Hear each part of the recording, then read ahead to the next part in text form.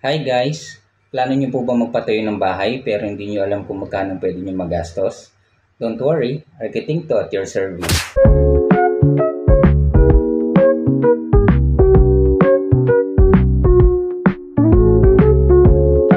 Hello po.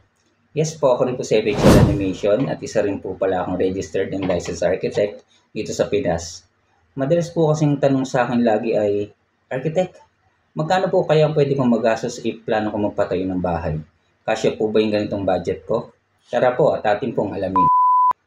Example, meron po kayong 100 square meters na lote, but according sa National Building Code, hindi po siya pwedeng gamitin lahat o tayuan ng sagaran katulad mga nakikita natin sa ibang lugar o dahil sa mindset ng mga owners na lupa o lote ko naman po ito kaya pwede pong gawin lahat ng gusto ko. Ang general rule na ginagamit ko po for simple basis is 70-30. 70% buildable, 30% open space. Pero depende po talaga sa lugar, classification ng lote nyo, o kung ano man. Like yung dinesign ko pong 4-story with roof deck sa Sampaloc, Manila noong 2018, ang nirequire po sa akin ng building official dun 60-40. And as of 2025, may project kami sa Pandacan, Manila, and 60-40 pa din naman ang nire-require po sa amin. So yung 60-40 na lang po ang gawin nating example. 100 square meters, kunin natin ng 60%, bali 60 square meters po siya. And kung ang gusto niyo naman po 2-story, 60 square meters times 2 lang kasi 2 floors. Bali total of 120 square meters floor area.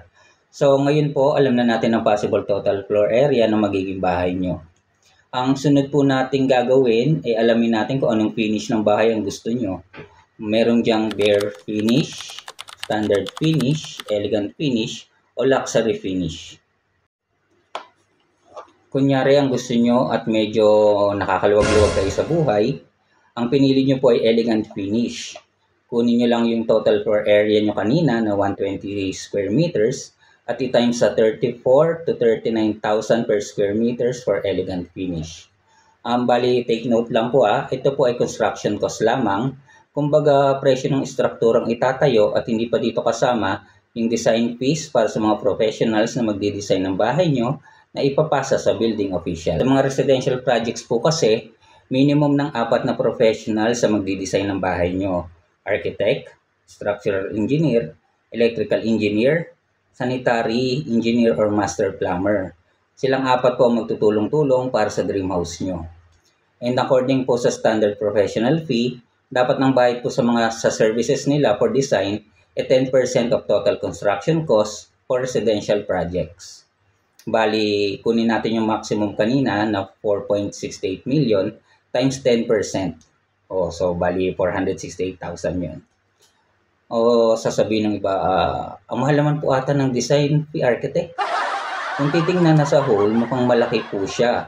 Pero 4 na professionals po ang babayaran dyan, kasamang 15 years liability namin, na if wala pang 15 years bigla yung gumuho, ay possible na makasuhan at matanggalan po kami ng lisensya.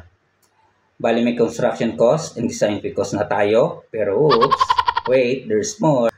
Bukod po kasi sa construction cost at design fee, meron pa po tayong building permit fees, Meralco application and water connection application. Pero dahil lang po dito nagbabago-bago at depende sa lugar, kumuha na lang po ako ng idea sa isang dinesign kong bahay sa Caloocan, nasa around 120 to 140 square meters total floor area, halos katumbas nung ni-estimate natin ngayon. And that's it. Meron na po tayong tinatawag na project cost. Ito yung possible cost na magagastos nyo in total sa pagpapagawa ng bahay na elegant finish. Pero kung tingin nyo kulang, meron pa naman kayo ibang pagpipilian, standard finish, tsaka bare finish pa. So mga guys, ulitin ko lang po, ang estimate na to ay rule of thumb lang at hindi eksakto. Dahil malalaman nyo po ang tunay na gastos kapag finalize na ang plano na gawa ni architect at ng mga engineer at na-estimate na po ni contractor ang final plan.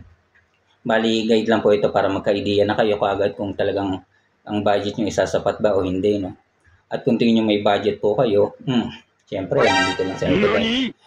Bali, sa muli po, kung nagustuhan nyo po ang video at may natutunan po kayo kahit konti, mag-request lang po ako na sana pakisubscribe ng channel at palike ng video. At pwede din po mag-comment for questions and request topics sa susunod ng mga vlog. Pero kung wala po kayong natutunan at naksaya yung panahon nyo, pasubscribe pa din po ng channel, pampadami ng bashers. Joke lang po. So again po, I'm marketing to at your service. Kita-kits po ulit sa susunod na video. Paalam!